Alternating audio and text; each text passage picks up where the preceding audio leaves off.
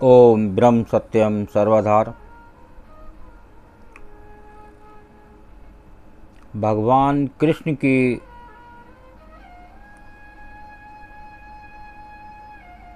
गुरु, उनके गुरु दुर्वासा जी थे। तो देखिए कृष्ण जी की परीक्षा किस प्रकार लेते हैं। बहुत ही अद्भुत परीक्षा।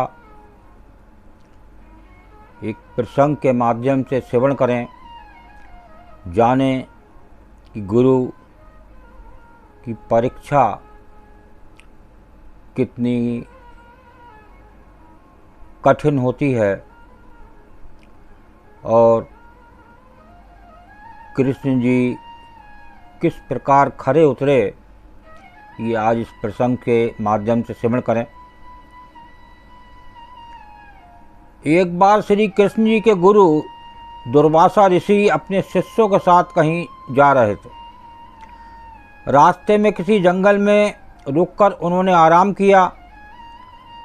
उसी के पास ही द्वारका नगरी थी। दुर्वासा ऋषि ने अपने शिष्यों को भेजा कि श्री कृष्ण को बुलाकर लाओ। तब उनके शिष्य द्वारका गए और द्वारकाधीश को उनके गुरुदेव का संदेश दिया। संदेश सुनते ही कृष्ण जी दौड़े दौड़े अपने गुरु के पास गए और उन्होंने दंडवत प्रणाम किया। उनसे द्वारका चलने के लिए विनती की, लेकिन दुर्वासा ऋषि जी ने चलने के लिए मना कर दिया।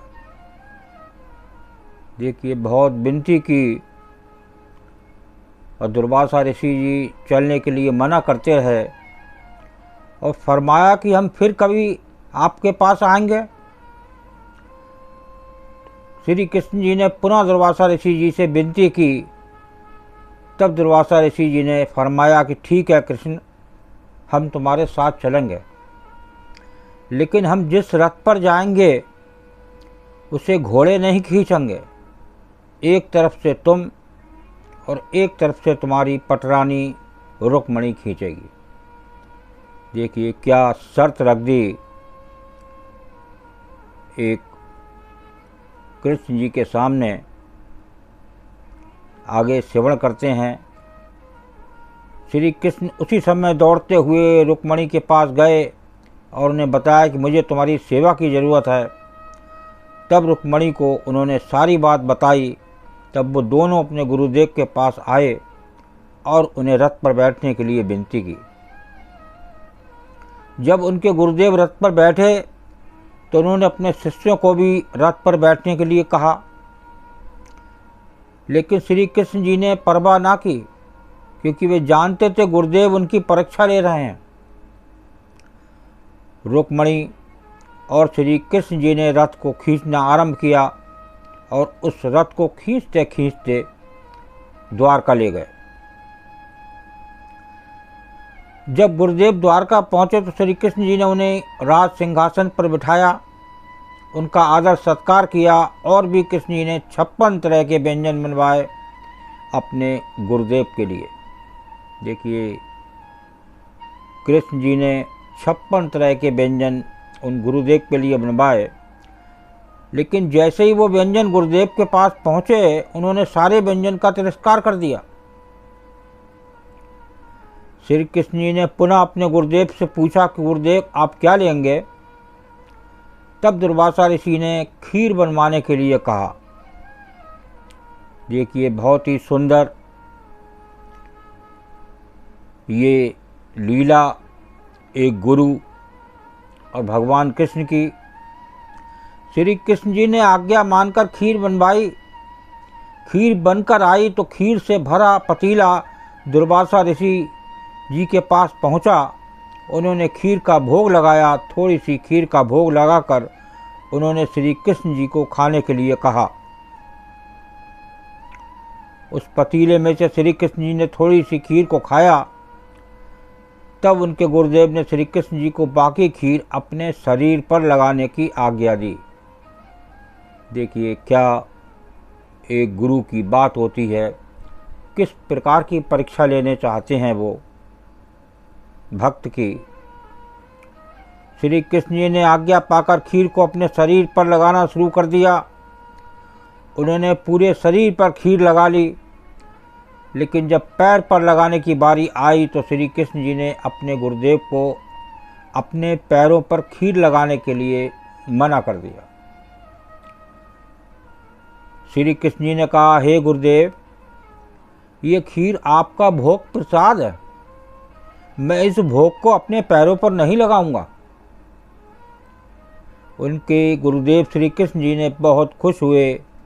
उन्होंने फरमाया, हे कृष्ण, मैं तुमसे बहुत खुश हूँ, तुम हर परीक्षा में सफल हो रहे।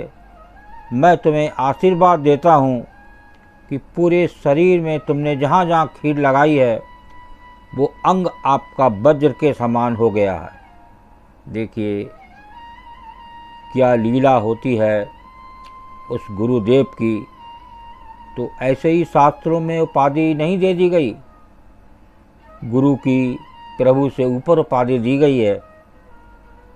तो देखिए वज्र के समान श्री कृष्ण जी का उस खीर लगाने से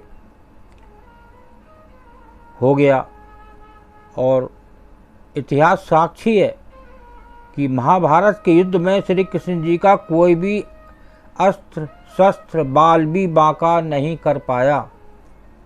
सबने महाभारत देखा, युद्ध देखा, कृष्ण जी का कोई भी बाल बांका नहीं कर पाया। जो अपने गुरुदेव की आज्ञा में तत्पर रहता है, उन भक्तों को ही गुरुदेव का सच्चा प्यार और आशीर्वाद नसीब होता है। तो देखिए ये एक गुरु और भक्त की परीक्षा है। तो कृष्ण जी परीक्षा में खरे उतरे और जो गुरु ने खीर सारे शरीर पर लगाने के लिए कृष्ण जी को बोली और पूरे शरीर पर कृष्ण जी ने खीर लगाई, तो दुर्वासा ऋषि ने कहा कि तुम जो है परीक्षा में खरे उतरे और तुम्हारा शरीर इस खीर को लगाने से वज्र के समान हो गया। देखिए गुरु ऐसी भगवान के ऊपर उपाधि है।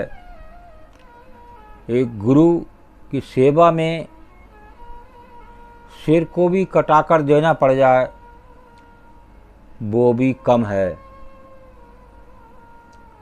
तो आज इस गुरु की लीला को जाने कि किस प्रकार परीक्षा में खरे उतरे। तो ऐसी वो गुरु आपके इस देह में विराजमान है। आप चाहें तो हर समय आनंद ले सकते हैं, लेकिन उसके लिए आपको खरा उतरना पड़ेगा। उस संसार से थोड़ा सा लगाव कम करना पड़ेगा, भजन सिमरन करना पड़ेगा।